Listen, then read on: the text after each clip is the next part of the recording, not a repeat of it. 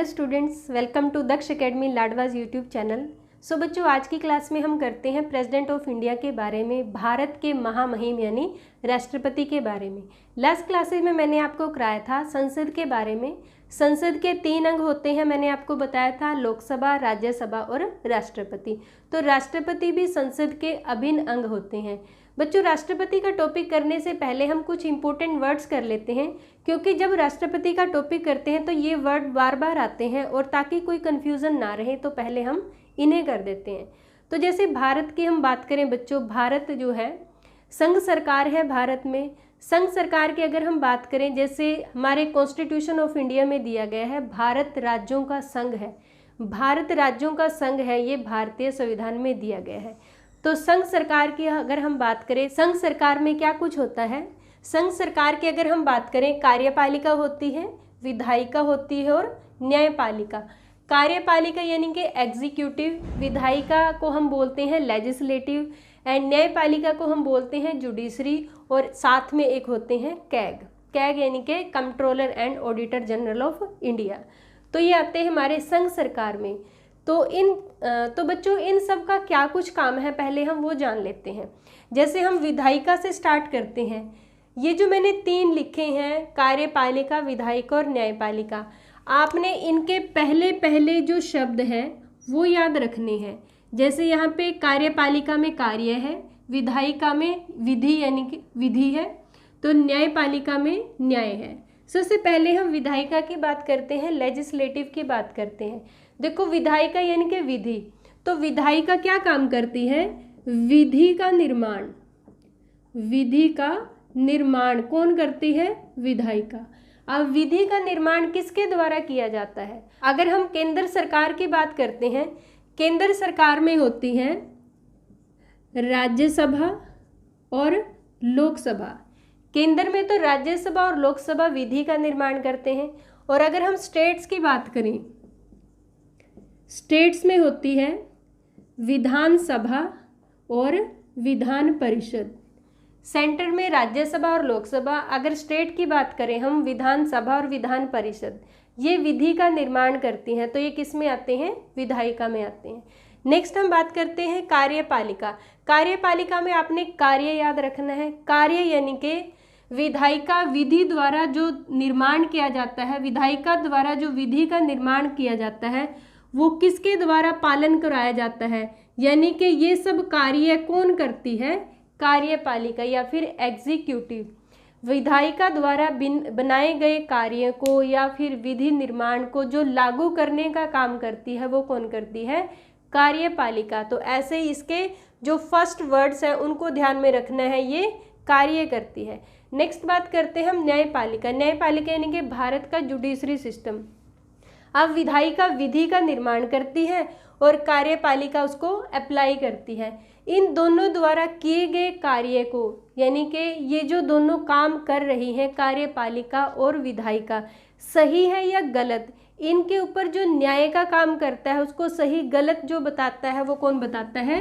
न्यायपालिका। यानी कि भारत का जुडिशरी सिस्टम, भारत का हाई कोर्ट या फिर सुप्रीम कोर्ट या फिर लोअर कोर्ट्स, वो किस में आते हैं? न्यायपालिका में आते हैं। तो ये थी बच्चों कार्यपालिका के बारे में, विधायिका के बारे में और न्यायपालिका के बारे में।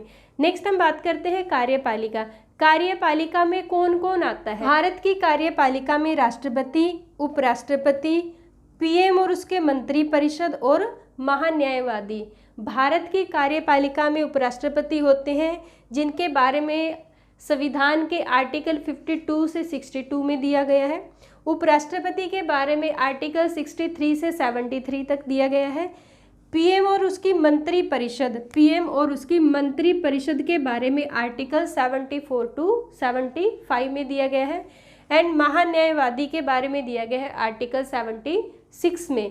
तो ये तो था बच्चों कार्यपालिका में कौन कौन आते हैं। तो नेक्स्ट हम बात करते हैं प्रेसिडेंट ऑफ इंडिया के बारे में, भारत के महामहिम यानी कि राष्ट्रपति के बारे में। एग्जाम में बच्चों कई टाइप से क्वेश्चन आते हैं। सबसे पहले तो पूछ लिया जाता है भारत का संवैधानिक प्रमुख। भारत का संवैधानिक प्रमुख होता है प्रेसिडेंट ऑफ इंडिया। और अगर क्वेश्चन आए भारत का वास्तविक प्रमुख कौन होता है, भारत का वास्तविक प्रमुख होता है पीएम। पीएम यानी कि प्राइम मिनिस्टर भारत के वास्तविक प्रमुख होते हैं। नेक्स्ट हमारे पास आता है संविधान का संरक्षक। संविधान का संरक्षक कौन होता है? संविधान के संरक्षक भी कौन होते हैं? प्रेसिडेंट ऑफ इंडिया, भारत के राष्ट्रपति। नेक्स्ट है प्रेसिडेंट कौन होते हैं? First citizen of India. First citizen of India यानी कि भारत के पहले नागरिक कौन होते हैं? भारत के राष्ट्रपति, जो भारत को रिप्रेजेंट करते हैं। भारत के राष्ट्रपति भारत के पहले नागरिक होते हैं। ये क्वेश्चन शायद ये बात शायद मैक्सिमम बच्चों को पता हो, लेकिन कई बार क्या पूछ लिया जाता है एग्जामिनर द्वारा कि भारत की पहली महिला कौन होती है। भारत की पहली महिला, जैसे भारत के पहले व्यक्ति या भारत के पहले नागरिक कौन हुए? भारत के राष्ट्रपति, तो उनकी वाइफ भारत की पहली महिला होंगी, यानी प्रेसिडेंट ऑफ इंडिया के वाइफ भारत की पहली महिला होगी। आपने इतना याद रखना है। नेक्स्ट हम बात करते हैं प्रेसिडेंट के बारे में, प्रेसिडेंट के आर्टिकल्स के बारे में, क्या कुछ किस आर्टिकल में दिया गया है। नेक्स्ट हम बात करते हैं आर्टिकल 52 में। आर्टिकल 52 में क्या दिया गया है बच्चों? आर्टिकल 52 में दिया गया है भारत का एक राष्ट्रपति होगा। भारत का एक राष्ट्रपति होगा। ये किस में दिया गया? आर्टिकल 52 में। तो यहाँ पे क्या बात कही गई बच्चों कि भारत का एक राष्ट्रपति होगा, यानी कि वन टाइम में एक टाइम में सिर्फ एक ही राष्ट्रपति होंगे, एक से ज़्यादा नहीं। ये किस में दिया गया है? आर्टिकल 52 में। नेक्स्ट हम बात करते हैं आर्टिकल 53 की। आर्टिकल 53 में क्या दिया गया है? कार्यपालिका की शक्ति राष्ट्रपति में निहित होती है। कार्यपालिका, जैसे मैंने अभी आपको बताया था, कार्यपालिका की शक्ति राष्ट्रपति में निहित होती है। कार्यपालिका की शक्ति राष्ट्रपति में निहित होती है। और कार्यपालिका में मैंने आपको क्या बताया था? कार्यपालिका में हमारे पास प्रेसिडेंट आते हैं, वाइस प्रेसिडेंट है, पीएम है और उनके मंत्री परिषद है और महान्यायवादी, ये सभी किस में आते हैं? कार्यपालिका में। और कार्यपालिका की शक्ति किस में निहित है? राष्ट्रपति में। ये किस में दिया गया? आर्टिकल 53 में। और इन पावर्स को राष्ट्रपति या तो खुद अप्लाई कर सकता है या फिर अपने अधीनस्थों की हेल्प से, अपने सबॉर्डिनेट की हेल्प से प्रेसिडेंट इन पावर्स को यूज कर सकते हैं। नेक्स्ट हम बात करते हैं आर्टिकल 54 के बारे में। आर्टिकल 54 में क्या दिया गया है? राष्ट्रपति का निर्वाचन। राष्ट्रपति का निर्वाचन यानी कि राष्ट्रपति के इलेक्शन के बारे में किस आर्टिकल में दिया गया है? आर्टिकल 54 में। राष्ट्रपति के इलेक्शन के बारे में क्या दिया जाता है? कई बार निर्वाचन मंडल, जैसे इंग्लिश में इलेक्टोरल कॉलेज भी बोल देते हैं, जिसे इलेक्टोरल कॉलेज भी बोल देते हैं। कई बार एग्जामिनर डायरेक्ट इलेक्टोरल कॉलेज दे दिया जाता है एग्जामिनर द्वारा। तो राष्ट्रपति के निर्वाचन कौन करता है? निर्वाचन मंडल यानी कि इलेक्टोरल कॉलेज द्वारा राष्ट्रपति का इलेक्शन किया जाता है। अब अगर राष्ट्रपति के इलेक्शन की बात करें, राष्ट्रपति का इलेक्शन कैसे होता है? क्या हम लोग राष्ट्रपति के इलेक्शन में पार्टिसिपेट करते हैं? राष्ट्रपति के इलेक्शन की अगर हम बात करें बच्चों, सबसे पहले तो राष्ट्रपति का इलेक्शन इनडायरेक्ट होता है, यानी कि हमारे द्वारा राष्ट्रपति को इलेक्ट नहीं किया जाता, हमारे द्वारा चुने हुए रिप्रेजेंटेटिव द्वारा राष्ट्रपति के इलेक्शन में भाग लिया जाता है। तो कौन कौन पार्टिसिपेट करते हैं राष्ट्रपति के इलेक्शन में? लोकसभा,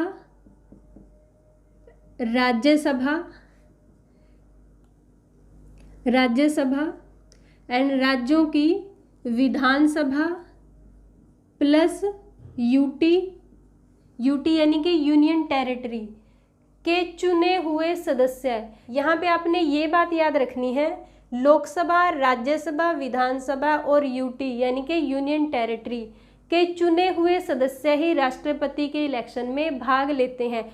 अगर हम लोकसभा की बात करें बच्चों, लोकसभा में देखो टोटल जो मेंबर है 545 है।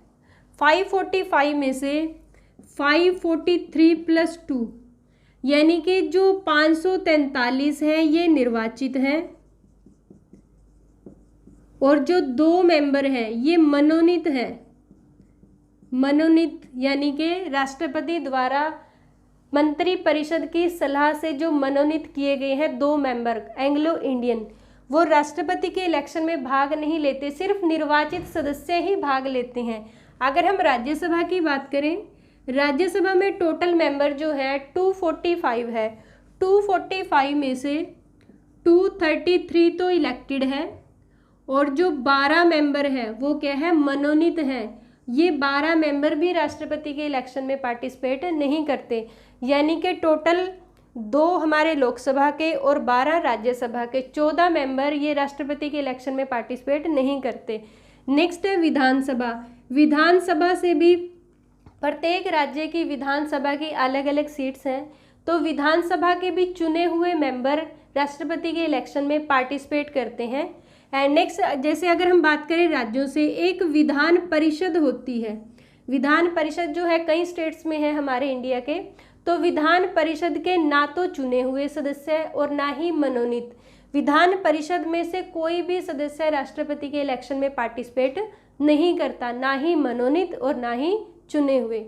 नेक्स्ट हम बात करते हैं यूटी की, यानी कि यूनियन टेरिटरी। यूनियन टेरिटरी की अगर हम बात करें, एट प्रेजेंट भारत में 9 यूनियन टेरिटरी हैं, संघ शासित प्रदेश हैं। यूनियन टेरिटरी बच्चों संघ शासित प्रदेशों में जो है पहले पार्टिसिपेट नहीं करते थे राष्ट्रपति के इलेक्शन में, ये कब से पार्टिसिपेट करने लगे? 70वां संविधान संशोधन, 70वां संविधान संशोधन हुआ था 1992 में। 1992 में 70वां संविधान संशोधन हुआ था। इसके तहत दिल्ली एंड पुदुचेरी, दिल्ली एंड पुदुचेरी ये राष्ट्रपति के इलेक्शन में पार्टिसिपेट करने लगे। कब से? 1992 से। उसके बाद बच्चों अब एक जम्मू एंड कश्मीर भी आ गए हैं। जम्मू एंड कश्मीर यानी कि जैसे दिल्ली और पौंडीचेरी में विधानसभा है, दिल्ली और पौंडीचेरी में विधानसभा है, यहाँ पे सीएम को चुना जाता है।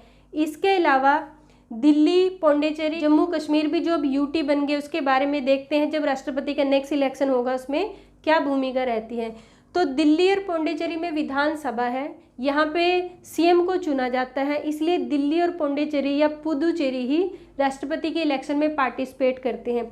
बाकी जो हमारे 5 यूटी हैं, 5 संघ शासित प्रदेश हैं, उनमें किसी भी तरह की विधानसभा नहीं है, इसलिए वो राष्ट्रपति के इलेक्शन में पार्टिसिपेट नहीं करते। तो ये तो था बच्चों राष्ट्रपति के इलेक्शन में कौन कौन पार्टिसिपेट करते हैं, और ये किस में दिया गया? आर्टिकल 54 में। नेक्स्ट है आर्टिकल 55। आर्टिकल 55 में क्या दिया गया है? राष्ट्रपति के निर्वाचन की विधि, राष्ट्रपति के निर्वाचन की विधि। निर्वाचन विधि की अगर हम बात करें बच्चों, ये काफ़ी लंबा टॉपिक है जो मैं आपको अपनी नेक्स्ट क्लास में कराऊंगी। तो आर्टिकल 55 को आज हम छोड़ देते हैं, अपनी नेक्स्ट क्लास में मैं आपको कराऊंगी। तो नेक्स्ट हम बात करते हैं आर्टिकल 56 की। आर्टिकल 56 में क्या दिया गया है? आर्टिकल 56 में दिया गया है पदावधि। पदावधि यानी कि राष्ट्रपति का कार्यकाल, राष्ट्रपति कितने टाइम तक अपने पद पे बने हुए रह सकते हैं। तो ये किस में दिया गया है? आर्टिकल 56 में। तो राष्ट्रपति की पदावधि या फिर कार्यकाल की अगर हम बात करें बच्चों, प्रेसिडेंट ऑफ इंडिया 5 ईयर्स के लिए चुने जाते हैं। जब राष्ट्रपति अपने पद की शपथ लेते हैं उस दिन से राष्ट्रपति का कार्यकाल स्टार्ट हो जाता है, और ये 5 साल तक रहता है राष्ट्रपति का कार्यकाल। या फिर वैसे तो राष्ट्रपति का जो टाइम पीरियड है वो 5 ईयर्स तक है, या फिर राष्ट्रपति अपनी इच्छा से चाहे तो त्याग पत्र रिजाइन कर सकते हैं। किसे? उपराष्ट्रपति। इंपॉर्टेंट क्वेश्चन है बच्चों, कई बार एग्जाम में आता है कि राष्ट्रपति त्याग पत्र या फिर रिजाइन किसे देते हैं? उपराष्ट्रपति को अपनी इच्छा से दे सकते हैं। वैसे अगर राष्ट्रपति के टाइम पीरियड की बात करें तो 5 ईयर इनका टाइम पीरियड है। नेक्स्ट हम बात करते हैं आर्टिकल 57। आर्टिकल 57 में क्या दिया गया है? पुनः निर्वाचन। पुनः निर्वाचन किस में दिया गया? आर्टिकल 57 में। आर्टिकल 57 के अकॉर्डिंग अगर कोई पर्सन पहले राष्ट्रपति रह चुका है और वो सेकंड टाइम फिर राष्ट्रपति के इलेक्शन लड़ना चाहते हैं तो ये किस में दिया गया है? आर्टिकल 57 में। और एक बात आपने याद रखनी है, अगर एग्जामिनर द्वारा क्वेश्चन पूछा जाता है कि कोई भी पर्सन भारत में कितनी बार राष्ट्रपति बन सकते हैं, तो कितनी भी बार भारत का कोई भी पर्सन राष्ट्रपति बन सकता है अगर वो राष्ट्रपति बनने की सभी योग्यताएं कंप्लीट करता है। तो ये है किसमें? आर्टिकल 57 में दिया गया है पुनः निर्वाचन के बारे में। नेक्स्ट है आर्टिकल 58। आर्टिकल 58 में क्या दिया गया है? योग्यताएं यानी कि राष्ट्रपति बनने के लिए क्या क्या क्वालिफिकेशन होनी चाहिए। सबसे पहले तो ही और शी शुड बी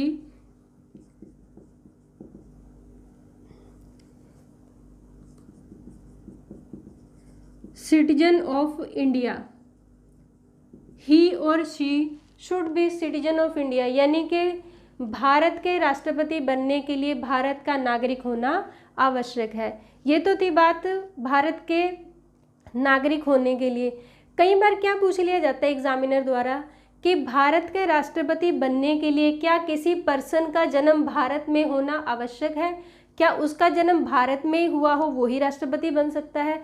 तो यहाँ पे बच्चों आंसर गलत होगा, यानी कि भारत का राष्ट्रपति बनने के लिए जरूरी नहीं है कि उसका जन्म भारत में हुआ हो। आपने यहाँ पे ये बात याद रखनी है, यहाँ पे किसकी बात की है? सिटीजन, यानी कि उसके पास सिटीजनशिप होनी चाहिए भारत की। सिटीजनशिप कैसे ले सकते हैं? जन्म से भी, वंश से, पंजीकरण द्वारा, देशीकरण द्वारा, या फिर कोई भारत में भूभाग मिलाया गया हो। इस तरह से हम भारत की सिटीजनशिप ले सकते हैं। कैसे? जन्म द्वारा, वंश द्वारा, पंजीकरण द्वारा, देशीकरण द्वारा, या फिर कोई भूभाग भारत में मिलाया गया हो। हमारे पास सिटीजनशिप होनी चाहिए इंडिया की। ये तो थी सबसे पहली क्वालिफिकेशन। नेक्स्ट है जो अक्सर एग्जाम में पूछी जाती है, एज कितनी होनी चाहिए? 35 ईयर्स। बच्चों ये मिनिमम है 35 ईयर्स, मैक्सिमम कितनी भी हो सकती है। आपने याद रखनी है मिनिमम, मैक्सिमम कितनी भी हो सकती है। नेक्स्ट है किसी लाभ के पद पे न हो। किसी लाभ के पद पर न हो। अब लाभ के पद की अगर हम बात करें, लाभ का पद यानी कि किसी भी गवर्नमेंट जॉब में, किसी भी सरकारी नौकरी में नहीं होना चाहिए। तो ये कंडीशंस होती हैं। बच्चों भारत में 5 पद ऐसे हैं जो लाभ के पद में नहीं आते, जैसे राष्ट्रपति का पद है, उपराष्ट्रपति का है, या फिर राज्यपाल का पद है, या फिर संघ सरकार के मंत्री और राज्य सरकार के मंत्री। ये जो 5 पद हैं, ये 5 पोस्ट हैं, ये लाभ के पद में नहीं आती। लाभ के पद में आती है जैसे गवर्नमेंट जॉब कोई भी, तो ये आ जाती है लाभ के पद में। और ये कंडीशन होती है राष्ट्रपति के इलेक्शन में कि कोई भी पर्सन लाभ के पद पे न हो। नेक्स्ट है फोर्थ कंडीशन। फोर्थ कंडीशन की अगर हम बात करें, फोर्थ कंडीशन में क्या आता है? लोकसभा का मेंबर बनने की योग्यता रखता हो। लोकसभा का मेंबर बनने की योग्यता रखता हो वो पर्सन राष्ट्रपति बन सकता है। अब अगर लोकसभा के मेंबर बनने की योग्यता की बात करें तो लोकसभा का मेंबर बनने के लिए आप कहोगे कि 25 ईयर्स होती है एज ही नहीं, एज के अलावा और भी बहुत सारी योग्यताएं होती हैं वो राष्ट्रपति बनने के लिए कंप्लीट करनी पड़ती हैं। जैसे कोई भी पर्सन जिस पे किसी भी तरह का कोई केस, कोई भी क्रिमिनल रिकॉर्ड न हो, तो ये सभी किस में आती है?